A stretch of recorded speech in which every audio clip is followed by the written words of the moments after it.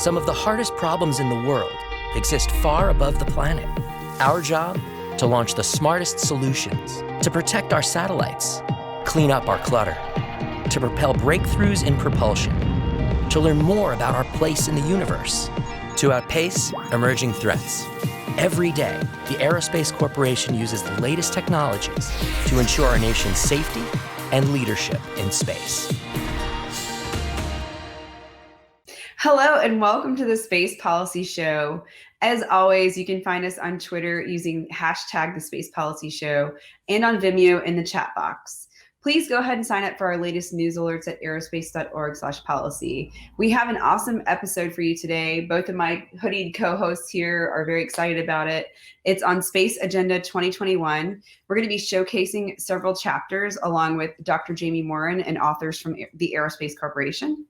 So I've mentioned this before, but the Aerospace Corporation has created a series of discussion papers called Space Agenda 2021 on topics that are already at the forefront or are likely to emerge in the next few years. In addition to highlighting the issues, the series offers a concise background, analyses, and options to aid government decision makers, industry leaders, journalists, students, and other parties interested in the future of U.S. space efforts. Today's episode is going to be a little bit different. So Jamie Morin, the executive director of CSPS, will showcase a few of the chapters we've already released. You can find all of the chapters and the titles yet to come at aerospace.org/policy. Over to you, Jamie, to tell us a little more about Space Agenda 2021 and our presenters.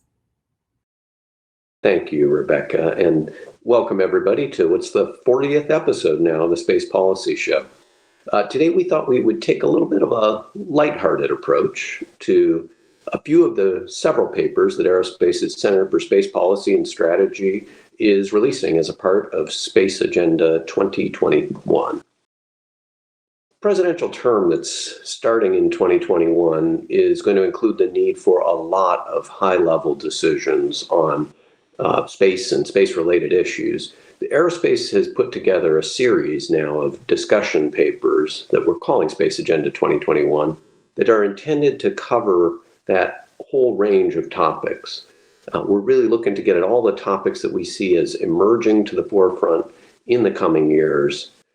Before we jump into some of our new research, I wanted to take just a minute to note that our team wrote these papers and recorded their remarks ahead of the presidential election on November 3rd.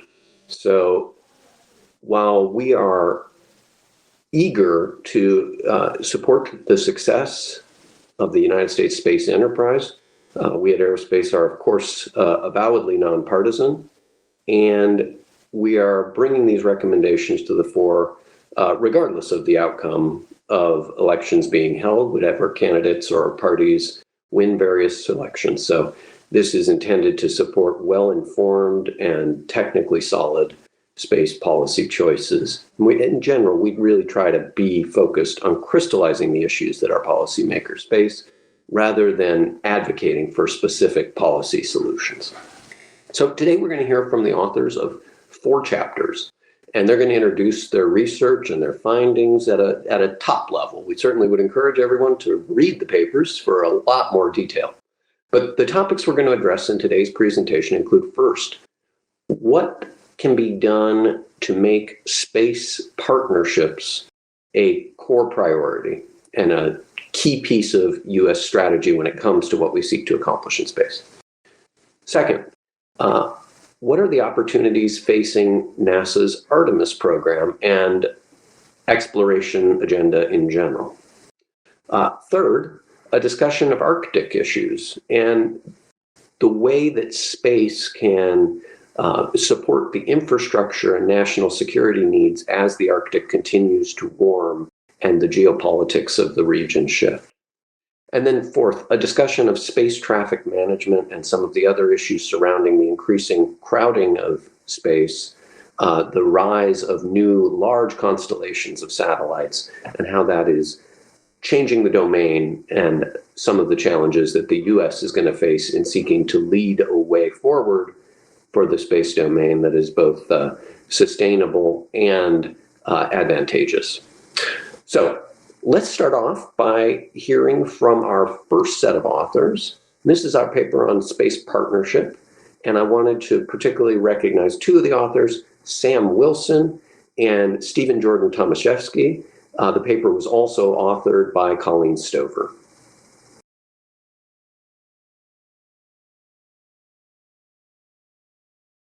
Hello, everyone. My name is Sam Wilson, and I'm here with Steve Jordan Tomaszewski and his lizard. Steve, how are you? How's your lizard? What is your lizard's name? Oh, so Sam, this is a Tarka dragon. That's probably a reference to something that I don't understand, but no, it's very cool. I have to say, so Steve, Colleen Stover, and I wrote a chapter that Steve and I are going to discuss in the 2021 Space Agenda about international defense-based partnerships.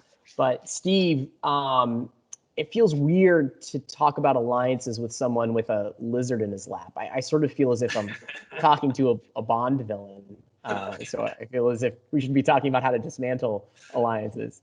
But but anyway, so Steve, I want to start with an example of an international defense-based partnership, of an instance of collaboration between the United States and an allied country.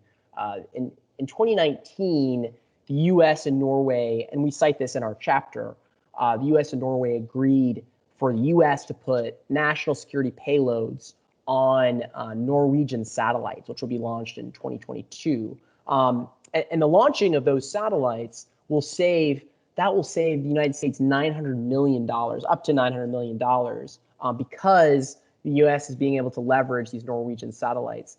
And this will be the first time that the U.S. has put national security payloads on a foreign satellite, which to me, when we were doing this, was remarkable in that this hasn't been done before.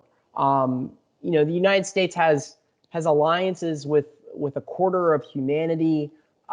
We have, there are now over 70 countries that own or operate satellites in orbit. Many of those are allies of the United States. And it seems as if we're just starting to kind of scratch the surface of leveraging these allies for more and deeper defense-based partnerships. But before going further, Steve, you've worked this issue in the Pentagon for a long time. When people talk about international defense-based partnerships and international defense-based collaboration, what are they referring to? What is the gamut of opportunity here? Yeah, Sam. So we highlighted in our paper the fact that we can use cooperation, international cooperation in the space domain to help us achieve strategic objectives for our country. And we have some examples of international cooperation for acquisition and buying new satellite systems or space operations. But you see a heightened emphasis from some of the senior leaders in the Department of Defense and the intelligence community for international cooperation in space. And so what that could look like, it could be anything from tracking objects in space, or what they're calling space domain awareness. It could be jointly and in a combined fashion with other countries, developing certain capabilities, whether that's in communications or intelligence, surveillance, or reconnaissance from space-based sensors, or positioning, navigation, and timing, launch. There's a number of different opportunities where we can collaborate. And our paper really tries to show some of those advantages that you can get if you choose to work together with other countries. You brought up the example with Norway as a big benefit to our country would be of a cost-sharing mechanism, and would allow us to not have to purchase our own satellites to achieve a certain capability that we want to get to. But there's a number of other advantages that working with international partners can give us. And what we're calling for in the paper is to make that a strategic priority moving forward for the Department of Defense and the intelligence community to help achieve a number of different objectives. Yeah. That was well said. So, Steve, why, I get it in the past why we didn't have deeper defense-based partnerships, because space was largely dominated by the US and Russia, the U.S. and Soviet Union. But now that you have this, this much more international environment in space, why is it so hard to develop more and deeper defense-based partnerships? What are the big obstacles? Sam, sometimes even though there's traditionally only been a few actors that have any sort of space capabilities for the last several decades, we are seeing more and more countries coming on board, either developing their own native space capabilities, looking to join partnerships with other countries to enable some space capabilities, or just being a consumer of space-based services. And we're seeing more and more countries get into the game. So as far as space goes, it really does take time and energy and sometimes considerable amount of money to further and deepen our partnerships internationally. And so with an increased emphasis on international cooperation, I think we're going to see a lot more opportunities between the United States and some of the emerging countries that are out there that are developing their own space capabilities, and that's going to really make us stronger overall. Yeah, I think that's true. Steve, one thing that I thought was interesting is that we talked to some allied officials about what it's like to try to work with the United States on defense-based partnerships, and one thing that they said was that this has been widely reported, but that security classification is just the biggest issue, shareability of information, but also just the scale of U.S. defense space organizations. The United States spends more money on space than all other countries combined, and it's not easy for a smaller country who is wanting to engage with the United States on defense space to figure out who to talk to, and to understand what the full gamut of opportunity is for defense-based partnerships. Steve, you've worked this, obviously being in the Pentagon, you've been part of these organizations. Can you speak to kind of what the myriad of organizations is that's contributing to kind of that's in this space for international defense-based collaboration? Well, Sam, as you pointed out, it can sometimes be intimidating for countries with emerging space capabilities or interest in what space brings to work with the United States.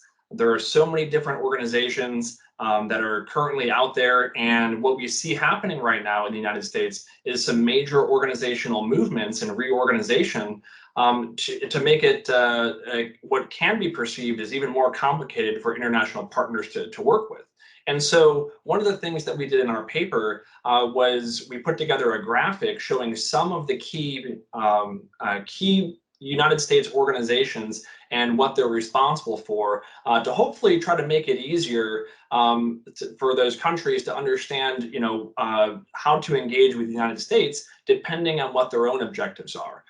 So, for example, if you wanted to do a war game and simulation with the United States and as kind of a space war game, you're going to be going to a completely different organization than if you would want to work with getting more imagery from space-based sensors, right? So we made an attempt to try to show some of those different key players that will hopefully make it a little bit easier for some of those other countries to understand.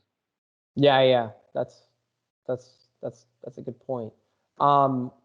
Steve, what about Space Force? Space Force coming online. What role does Space Force have? Is there opportunity here to streamline, synchronize, some of the organizations that are working on this? So, Sam, I think it's a great opportunity that the United States has with a new organization like the Space Force, or just last year the reestablishment of U.S. Space Command. We see a lot of the leadership of those organizations making sure that international partnerships are going to be a key priority of theirs.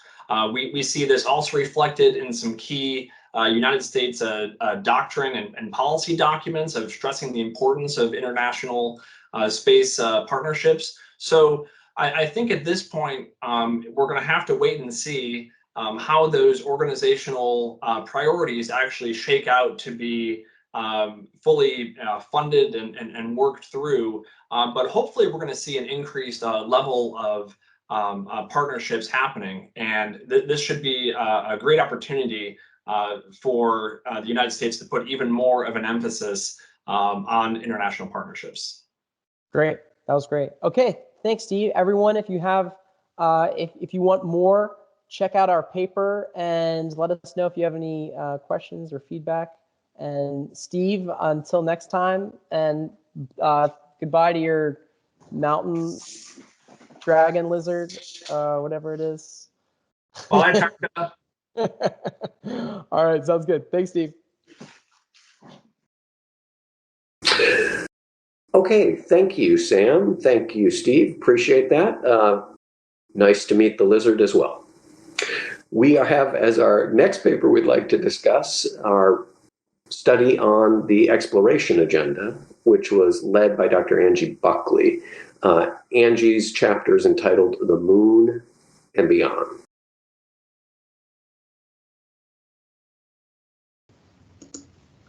Greetings, and thanks for joining us for the human exploration portion of this webinar. My name is Angie Buckley, and I work in the Human Exploration and Spaceflight Division of the Aerospace Corporation here in Houston, Texas. The President issued a challenge to NASA on March 26, 2019, when Vice President Pence announced that the United States will land the first woman and the next man on the moon by 2024. At that point, NASA's exploration program was kicked into high gear. Artemis, the program that is to return humans to the moon, is clearly one of the most highly visible, important, and challenging programs that NASA has undertaken in decades. So let's talk about the three major programs that have been initiated to return humans to the moon since those final missions of Apollo in 1972. The first was the Space Exploration Initiative that was announced by President George H.W. Bush in 1989. The goals of that program were to see to the construction of the space station Freedom, return humans to the moon to stay, and then eventually explore Mars. The result, Richard Truly initiated a 90-day cost and schedule study. The outcome, the program was deemed to be too expensive and took too long. Therefore, it was terminated in 1993 by President Clinton. The second program, was the Vision for Space Exploration that began under President George W. Bush in January 2004. The goals of that program were to return humans to the moon, complete the International Space Station, retire the Space Shuttle by 2010, and to develop the Crew Exploration Vehicle by 2008. The Crew Exploration Vehicle became known as Orion. The result, the Constellation program was initiated, and it comprised the Ares launch vehicles, the Altair human lander, and the Orion Crew Vehicle. The outcome, well, President Obama canceled Constellation in 2009 after the Augustine Committee found that it was well behind schedule and over budget. As we moved into the third major initiative, the Constellation program morphed into the Exploration Systems Development Program, or ESD, that was meant to get humans to the moon by the late 20s. In 2011, work began on the Space Launch System, with Orion development continuing. 3 missions were defined. Exploration Mission 1, or EM1, was to be an uncrewed lunar flyby. EM2 would have been a crewed lunar flyby, and EM3, of course, would be a human lunar landing. The Vice President's announcement recently led to the transition of the to the Artemis program. The name Artemis was chosen because she was Apollo's twin sister. The result so far, Artemis continues development of the various system elements, building on ESD, and it's managed out of 3 different NASA centers. The outcome, the Artemis architecture elements are over budget and some behind schedule, except for the human landing system, which is still being designed. SLS is very much behind schedule, and it turns out that SLS is driving the schedule of the overall Artemis program. On the policy side, the Artemis Accords were issued in May, calling for the safe and cooperative development of space resources. Already 7 countries have signed on to the Artemis Accords with the United States. In July, the White House and the National Space Council issued a new era for deep space exploration and development, laying out a whole-of-government approach for transitioning low Earth orbit operations to the commercial enterprise and establishing sustainability on the moon, which would then be transitioned to commercial enterprise, and then moving on to Mars. So building one upon the other, transitioning each to commercial enterprise, and then moving farther out. Most recently, NASA and the United States Space Force signed a memorandum of understanding on September 21st, outlining 11 areas of cooperation and collaboration. Our examination of the Artemis program led to findings that we've divided up into 3 main areas. The first area is programmatic challenges. NASA has been in operations mode for about 30 years, maybe over 30 years. So transforming from operations mode to systems design mode is a challenge. Most of the corporate knowledge has retired or is nearing retirement, always funding challenges at NASA, and the mission definition changes from administration to administration, or so it seems. The second set of challenges we grouped into the category of technical challenges. SLS has been fraught with technical and manufacturing issues that have led to schedule and budget overruns. Schedule underruns, rather, and budget overruns. Both overruns. The Artemis architecture elements are meant to be self-integrating with coordination through the Cross-Systems Integration Group. And what that means is that the SLS, the Orion, and the ground systems, all being developed at different NASA centers, will come together with minimal oversight from headquarters. And finally, the mission concepts of operation are not yet fully developed for any of the missions. The third category is policy considerations. The Trump administration has been highly active in the space enterprise, but are we trying to move too fast? Is 2024 for a moon landing realistic? A sustainable lunar presence means harvesting and using in situ resources. The Artemis Accords are a great first step for governments, but we need to think about what's going to happen when private enterprise gets involved. And then finally, transitioning smoothly from low Earth orbit operations to lunar to Mars operations requires extensive planning and the requisite policies. There are, of course, opportunities.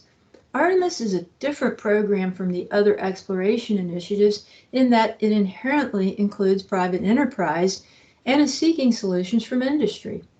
NASA is becoming a user, with commercial companies becoming the suppliers of hardware and services, like the Commercial Lunar Payload Services Project. In situ resource utilization will be key to the success of any sustainable presence on the moon, and provides potential for private enterprise if a business case can be wrapped around it. NASA leadership is thinking of more than just flags and footprints, as evidenced by the overall Artemis program plan. They're looking to the future both enthusiastically and optimistically. Thank you for your attention. Houston out. Now let's turn to our next paper, which is the coolest of the ones we're going to address today, and that's the Arctic. Space-enabled persistence and transparency in the Arctic to support infrastructure and national security needs. Our authors on that are Karen Jones and Lena Cashin.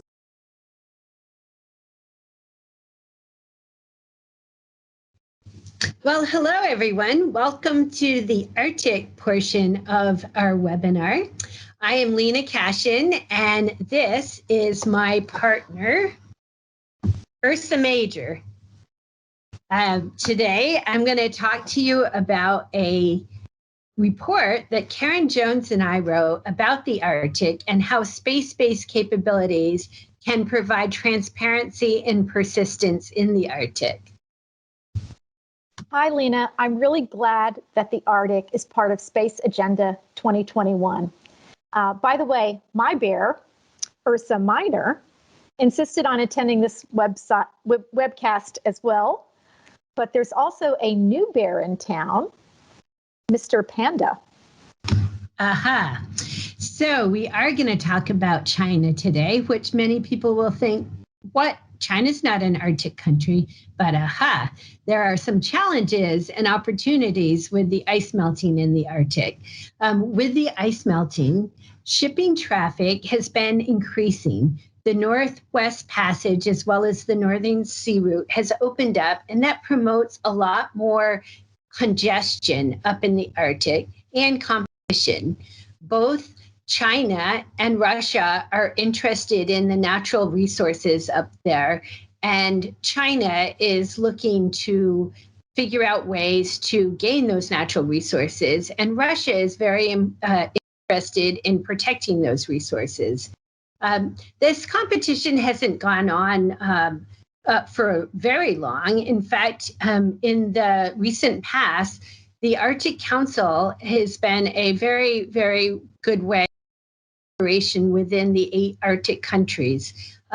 It is a council that is made up of the United States, Russia, Sweden, Finland, Iceland, Norway, and those 8 Arctic countries combined have had a relatively peaceful existence, but there are some disputes there. Karen, I know you've researched some of the disputes. Would you like to talk about those, please? Sure. So Arctic countries continue to dispute continental shelf boundaries, territorial waters, and access to maritime passages, also fishing and mineral rights. Longer term, however, the Arctic Council is working with the 8 member states towards cooperative solutions, such as addressing things like indigenous people, their rights and culture, and how to sustain that, environmental and natural resource concerns, which are huge. And then 2 years ago, a 16-year commercial fishing moratorium was instituted. This is the first of its kind. It's a multilateral agreement, and it applies to the international waters of the Arctic Ocean, which is about 2.8 million square kilometers. It's vast. It's about the size of the Mediterranean. The bottom line is the spirit of cooperation in the Arctic is alive, but it means that we need increased situational awareness and communication. This way, all Arctic member states can effectively manage their territorial waters, national boundaries, and resources while cooperating on certain missions. Yeah, just to emphasize some of the cooperation missions is the Arctic countries have combined to provide search and rescue up in the Arctic, as well as maritime domain awareness to protect borders, as well as ensure the defense of natural resources. One of the areas that the Department of the Air Force has emphasized in their recent strategy is space-based persistence with communication, navigation, and remote sensing. And I know in our research, we found that space-based capabilities provide a very big opportunity for the Arctic and domain awareness. We came up with 3 key findings, and I was wondering if you would like to talk about the first one, Karen. Sure. So our paper describes how persistent commercial satellite imaging, continuous connectivity, and open data sharing will enable cooperation and magnify transparency in the Arctic region. We emphasize commercial solutions for all 3 of our recommendations. Recommendation 1 is open, available, and shared systems for multi-partner cooperation. Because these services offer open and readily available systems for responding to missions, which require multinational cooperation and interoperability. Now more than ever, we're seeing an increase in satellite coverage, commercial satellite coverage over the polar regions, including high inclination orbits for proliferated LEOs, or low Earth orbit constellations.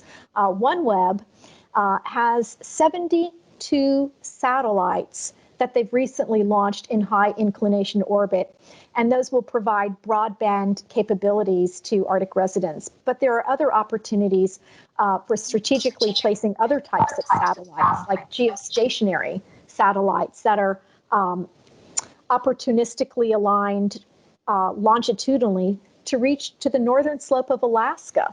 And then there are also HEOs, or highly elliptical orbit satellites, that are beginning to come into the picture to offer greater persistence in the polar regions.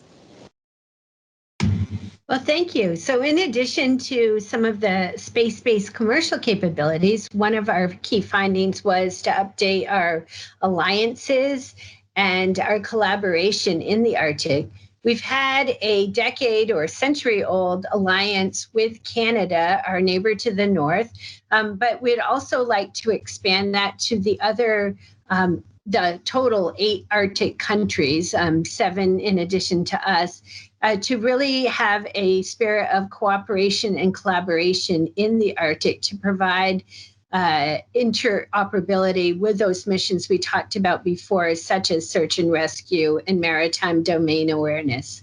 We came up with a third key finding as well. Right. So our third finding or recommendation is to engage and incentivize the commercial sector. Now is the time for policymakers to examine how the government can encourage commercial ventures, or perhaps working as perhaps a committed customer, an anchor tenant, or providing seed funding to support critical mission areas, which could improve the lives of people in the Arctic and the far north region. Well, thank you, Karen. The bottom line for our Arctic paper is that these space-based capabilities provide persistence and transparency in the Arctic, and that promotes a spirit of transparency that will recognize good actors, challenge or expose bad actors, and promote a rule-based order. So thank you, Karen, and I really like those bears. Thank you, Lena. I think that sums up our paper, which is available on our website under Space Agenda 2021. Thank you. Thank you, Karen and Lena, and thank you, Ursa, minor and major. Let's now shift to our final paper that we wanted to highlight today, and that's on space traffic management. I probably should have put this one up front so that we could all manage the traffic of these papers together, but it's my pleasure to recognize Marlon Sorge to talk on our last topic.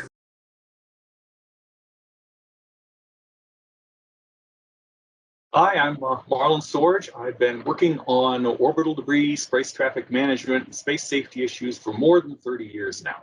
In the early days, we mostly spent our time trying to understand what the problems were and then to identify potential solutions for it. One of the things that was clear from all of that is this problem of space safety is one that is much better prevented than it is something that you have to fix later on. And that brings us to where we are today. Space traffic, space activity, as you probably noticed, is changing quite a bit. There's been a huge increase in the number of satellites that are going up. And this is particularly driven by the advent of very large constellations. We're talking about now constellations that are proposed to be include thousands, even tens of thousands of satellites. So just an incredible increase over what we've seen in the past. On top of that, at the same time, there's been an explosion in the use of small satellites. This has come about because with miniaturization, their capabilities have increased more and more. One of the practical consequences of this is that it's made space accessible to many, many more users. Essentially, it's democratized space. And on top of both of these things, there are also brand new missions that are going on. We've already seen the launch of satellites whose goal is the life extension of other satellites. We're looking at potentially more advanced on-orbit servicing techniques and even active debris removal, removing dead objects from orbit. Along with these changes, we've got not only the fact that things are changing, but they're changing at an increasingly rapid pace. And what that all comes together to mean is, more than ever before, we need to be carefully managing what's going on in space, the activity that's happening and how it's being done, in order to make sure it stays safe for everybody. Currently, too, there's a competing problem here in that the US is kind of in limbo with respect to space traffic management. So Space Policy Directive 3 was signed by the president more than 2 years ago. In that document, it's designated the Department of Commerce to take over the public space traffic management efforts from the Department of Defense. In order for that to happen, there has to be some congressional action that takes place to clearly give the Department of Commerce that authority, and more importantly, to give them the associated funding they need to tackle the problem. There has been this lingering question after SPD3 of, was the Department of Commerce the right organization to take on this job? Just last month, the National Academy of Public Administration, or NAPA, came out with a report that looked at exactly that question. The conclusion was that, yes, DOC is the right organization and that they should take on the space traffic management responsibilities. So since then, there has been some congressional movement, but still nothing has ended up happening. We still don't have their designated authority to do this, and more importantly, they still don't have the funding. So where we sit as a country is we're seeing an enormous boom and huge amounts of changes in what's going on in space activity. At the same time, the structure we need to help us make sure that that all happens safely is not currently available. That's where the paper then comes in, is looking at what's going on, what we really need to be doing as a country in order to get ourselves not only ready to manage what's going on in space safely, but to get out ahead of the problem and really facilitate all these changes that could have some really beneficial effects on Earth. So the paper looks at a number of different actions that should be taken in order to make all of this happen. First one is obvious. We really need to get the organizational authorities, structure, and resources clearly established so that we have the right structures in place in order to tackle this problem. Once that's done, there's plenty of more work to do. We need to establish mechanisms for coordination. Space is intrinsically a global proposition. One bad actor can mess up things for everybody that uses space. So it's absolutely critical that as we go forward, we are working with all the different organizations that are involved in space activity. So not just government, but commercial entities as well, and not just within the US, but internationally. On top of this, one of the bases for making sure the space operations are safe is knowing what's going on up there in the first place. In order to do that, you need data. You need to know what's happening. And again, this comes back to a problem of being able to pull a bunch of different data sources together. Not just government, as we've traditionally done, but the new emerging commercial sources of data, and also our international partners who could also contribute to understanding what's going on. And I note it isn't just getting the data that's an issue, but actually integrating it together. Just having more data is not necessarily going to give you a better product and have you understand better what's going on. So the integration process needs to be addressed as well. And unfortunately, it's a non-trivial one that's going to take some work. Now, on top of that, we have to consider, okay, where do we go? How do we guide what needs to happen? And the first step in this is defining what constitutes acceptable relative to safety and risk in space. And you would think that this has been done, but in many areas it really hasn't. And what is needed as a baseline is to define what is acceptable. How many conjunctions per year is an acceptable thing to have for satellites to operate? How many collisions in space can we afford before there's a problem? That all acts as a baseline for then developing rules, guidelines, best practices to stay within the acceptable limits. And that's the next step, is to develop technically justifiable, performance-based norms of behavior, rules, whatever. And both of these pieces of it are critical. The performance-based aspect of it is to say you need to really define what the actual point is.